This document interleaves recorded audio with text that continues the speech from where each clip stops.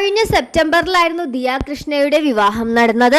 വിവാഹത്തിന് ശേഷം ഒരു കുഞ്ഞു വേണമെന്നുള്ള ദിയയുടെ തീരുമാനം എല്ലാവരും അംഗീകരിച്ചു.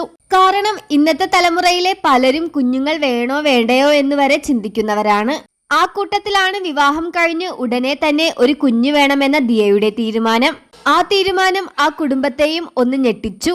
എന്നാൽ ഇന്ന് അവർ ആ കുഞ്ഞിന് വേണ്ടി കാത്തിരിക്കുകയാണ്. എത്ര പേരാണ് ആ കുഞ്ഞിനെ താലോലിക്കാനായി വെയിറ്റ് ചെയ്യുന്നത് എന്ന് ഇവരുടെ വ്ളോഗ് കണ്ടാൽ തന്നെ അറിയാം. ഇപ്പോഴിതാ 9.5 മാസത്തോളം നീണ്ട കാത്തിരിപ്പിനൊടുവിൽ ദിയ തന്റെ കുഞ്ഞിനെ ഇരു കൈകളിലേക്കും ഏറ്റുവാങ്ങാൻ പോകുന്ന നിമിഷം. ഇന്ന് രാവിലെയാണ് അമ്മ സിന്ധു കൃഷ്ണയ്ക്കും ഭർത്താവ് അശ്വിനുമൊപ്പം ദിയ ഹോസ്പിറ്റലിലേക്ക് പോയത്. തുടർന്ന് പ്രാഥമിക പരിശോധനയ്ക്ക് വേണ്ടി ദിയയെ ലേബർ റൂമിലേക്ക് കയറ്റുകയും ചെയ്തു.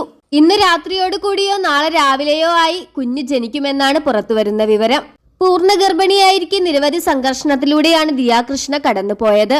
അങ്ങനെ തന്റെ ആദ്യത്തെ കൺമണിയെ വരവേൽക്കാനായി ദിയ തയ്യാറെടുത്ത് കഴിഞ്ഞിരിക്കുന്നു. പ്രസവത്തിനായി ദിയയെ ആശുപത്രിയിൽ എത്തിച്ചിരിക്കുകയാണ്.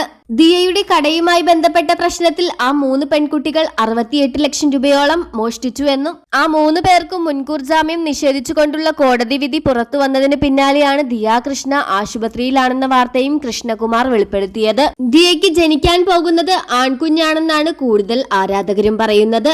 ദിയയുടെ കുടുംബത്തിൽ 4 പെൺമക്കളായതുകൊണ്ടാകാം ആളുകൾ അങ്ങനെ പറയുന്നത്.